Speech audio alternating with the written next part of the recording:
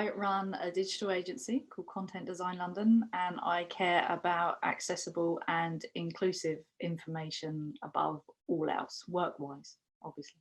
How do you personally go about explaining the importance of online accessibility to someone who'd never even considered it? I love this. So this is game time. So we have the kits that you can get, the accessibility kits, you know, the glasses that you can put on and all that sort of thing. One of my favorites is to get people to use their phones with gloves on. And previously in the civil service, when there was no money for this sort of thing, we're talking a long time ago, you could get gloves and just put kind of rice in it, stupid things, anything that would stop the mobility. And then when people are starting to use their own service, particularly getting the board to do it, you get 5 minutes in a board meeting saying, hello, you see this, do this task, but you've got to have, you know, these glasses on or these gloves or whatever. And when they go, ugh, and they go to take that off, to say, keep that on there all day, keep it on for an hour, keep it on for however long it is. That is a bit much, because usually within seconds people are trying to get this stuff off. The other thing is the no coffee simulator in Chrome is brilliant for really short stuff. You turn a laptop around, you put their website on it, and just let them change the sliders and just talk them through the processes and talk them through some of the conditions that they have. Throw in some numbers about how many people have that condition in that country or that area if you can find it. The thing that I would say is that I never poke, and I never make it into a kind of an accusatory thing. With the big companies, we should absolutely be accusing them for not doing it right. But with a lot of smaller companies, they've never tripped over it. And when they do, they have this perception that it's stupid expensive. And so I need to dispel that as I go through as well. But generally, it's a no coffee simulator or one of the bit of kit that I've normally got on me. Just let them play and do their own task, define their own task and try and make them do it. It's usually the conversation starter. How do you think the internet will change over the next 10 years? And what specific features or habits that exist now do you hope will be seen as from their time? The answer to that question depends on how jaded I feel that particular day, to be honest. Sometimes I just think it's going to become such a mire of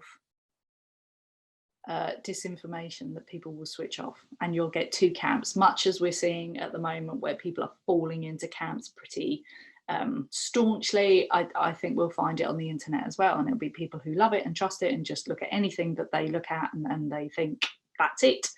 And then you'll get the people who are terribly jaded and they won't believe anything that's in front of them, even when it's important that they believe it. So say, I don't know, a massive disaster's coming. So I think we are going to get this polarization, certainly for the next 5-10 years. And I think it's going to make things very, very difficult because there are going to be people who need to get that information across, like government, like certain charities, that sort of thing, and they're not going to be trusted. So I think that's going to be a huge issue. In terms of their time, I'm really hoping basic things like color contrast and not having alt text, things like that everybody can do easily. It's not going to cost you millions.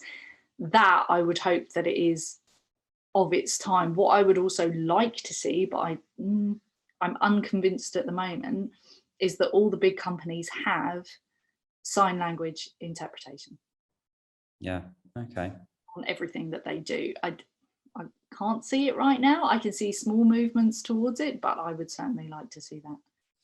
If you're with someone who needs to check how accessible their website is, but only has 5 minutes, talk us through how you'd go about showing them. Yeah, I would do the no coffee simulator more than anything else.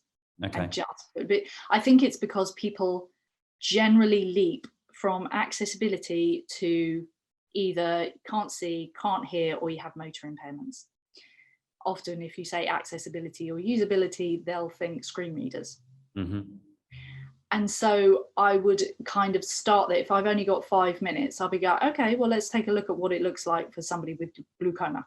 Let's take a look at your site with your massive hero image, and you've got to scroll forever. And, I'm just going to take away your index finger. Yeah, I've got one now. And then just open that conversation. Normally within that 5 minutes, I'll get into neurodiversity, and I will get into, sentence length, and the sorts of things that they can do easily. So I can get through a lot in 5 minutes. I'll talk really quick. In terms of the adoption of accessible digital products, what do you think is the biggest challenge? I think it's perception. It's simply perception that it doesn't matter enough. I still think there are people in this country who think, well, there's not enough disabled people for me to put money into that. So I think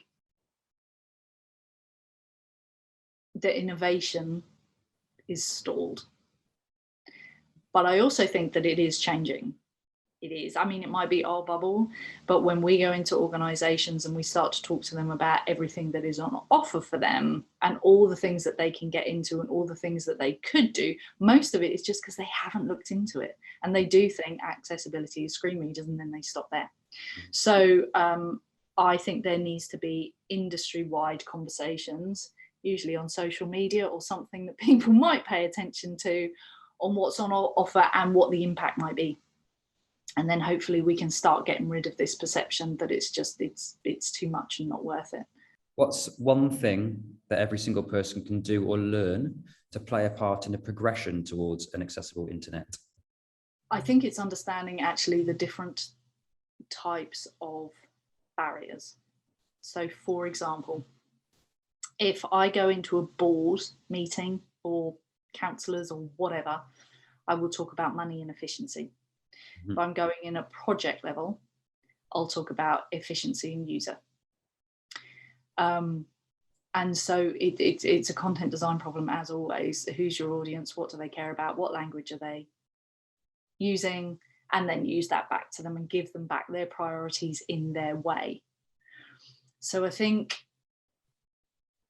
everybody can start having those conversations, and also showing them how content itself has a massive effect on usability. If you shorten your sentences from 32 words, whatever it is that you're using, down to 19, you suddenly get a lot more people, whether they identify as disabled or not. Just stress people on a bus. You're going to get more of them, and you're going to get more comprehension, which is the important bit. I would also show them, mucking around with that sentence length, what it can do. If you have a glossary and it opens up in a new window and you're pushing people out, I can show them how difficult that can be and how some people don't know how to get back, all of that sort of thing. So I think the one thing that everybody can do actually are these smaller things to their content in their content management system. So they haven't got to worry about code and undoing their content management system. None of that. They don't need to worry about any of it. It's just changing words and pictures and videos, and everybody can do that.